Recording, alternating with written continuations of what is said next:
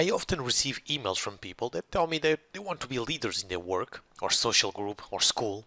They mention that they aren't now because of their lack of charisma, social skills, and personal magnetism.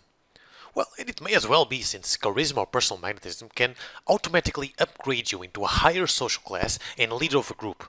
But at Charisma School, we don't just offer some random exercises to increase your energy, some influence techniques and get it over with. No, it's also necessary to apply it in the real world, on the context of your life. Some people can indeed have low personal magnetism on all areas of their lives. And this is troublesome indeed, so the training should start as soon as possible.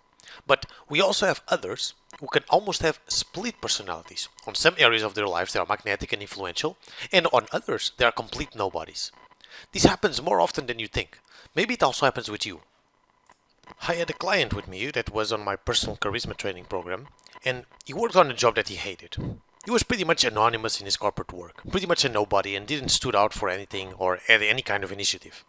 Yet, he also had a hobby, rock climbing. He was a member of a rock climbing club, and I've noticed that he organized a lot of activities, was very popular, and had many initiatives to grow the club. So the same person can be magnetic in one environment and completely anonymous and lowball in another environment. And yes, charisma can often work like that. The reason was simple. The magnetism must be allowed to flow, and it flows also through our enthusiasm and emotions, which in turn give us more magnetism, making it almost like a vicious cycle.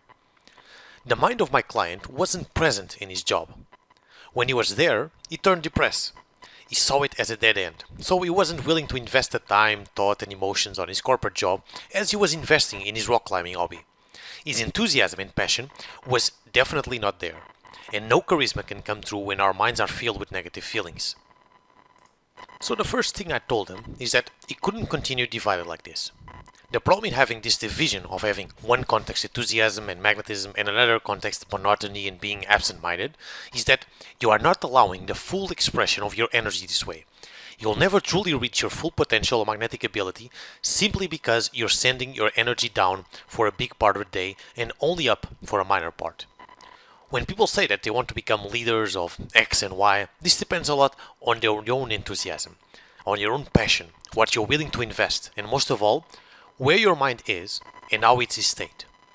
On some context or activity you can have a very present and focused minded, and then you can have many initiatives and dedicate a lot of thought power to it, and this automatically puts you above the remaining 90% of the person of that activity.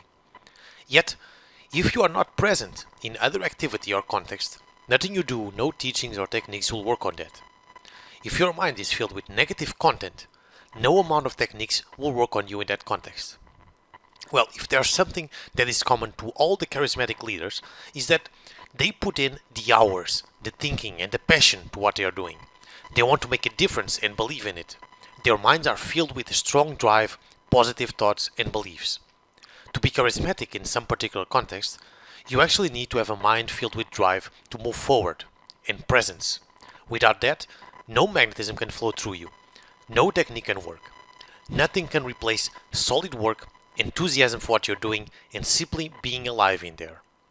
How are you expecting to be a true charismatic leader on a job that you hate? On a job that you are counting the days to the weekend or the holidays? You can't. That's impossible. No amount of exercise and training can get you there. Now, before you get me wrong, I'm not one of those advocates of the follow your passion and everything will work out. That's wishful thinking, to say the least. You can be certain that the advice I gave to my client wasn't to quit his job and dedicate himself only to rock climbing to follow his passion. Of course not. That would be a very big mistake. In a year from now, he would be knocking on my door complaining of how broke he was and how I ruined his life. Yet, we needed a way where he could be charismatic and magnetic all the time, where he would want to put in the hours, the thinking and the passion, and not just after work on his hobby. As you know, no one can reach his full potential when you're only allowed to be magnetic and charismatic for a couple of hours a day, while the rest of the 8 or 9 hours you're introverted, shy and a nobody. Your personal identity and overall flow of energy will not change this way. We needed a different kind of solution, one that developed his passion and magnetism all throughout the day without becoming broke. The solution we found together was to bring his passion to work. He talked to his boss and started to organize an after-hours and weekend rock climbing club in his company, among other sports activities he also enjoyed. He quickly became the go-to guy to extra hours activities and boosted the company morale. Suddenly, his work was getting a lot more interesting. A couple of months down the road, he was enjoying this interaction so much that he decided to take a postgrad in human resources management and found this charismatic place in his company. A place where he has passion, puts in the hours and thinking because he truly wants to. Only this way his charisma can grow. He is now the head of human resources. And now his energy flows as it should. And he became the fascinating individual to be around since all his life is coherent with what he truly wants. What can we learn from this experience? First of all, we need a coherent life, where we work to bring enthusiasm and emotion to what we do. We cannot be most of the day depressed, and at the end of the day, when we're finally doing something that we love, we become cheerful. This cannot happen, at least if you want to be magnetic. I know it's easier said than done, but I also know that all of us accommodate to situations. And due to fear or procrastination or simply habits, we end up not trying to change what we know should be changed.